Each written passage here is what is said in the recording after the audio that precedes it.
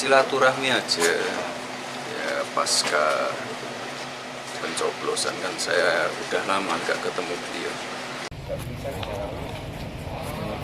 Yang kemarin sore itu mau buka bersama. Iya.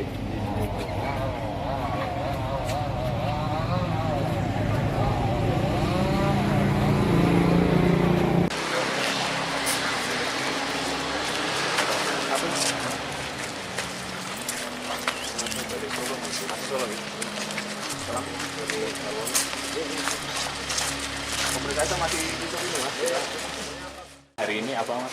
Pertemuan dengan Gus Miftah agendanya apa? Silaturahmi aja ya, pasca pencoblosan kan saya udah lama nggak ketemu beliau.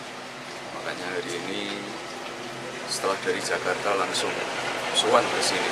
Beliau juga lagi tes. Ada agenda lain yang dibahas? Ada agenda lain yang dibahas dengan Gus? Ya ada. Ngobrol-ngobrol biasa. Kangen-kangenan aja. Silaturahmi udah lama nggak ketemu.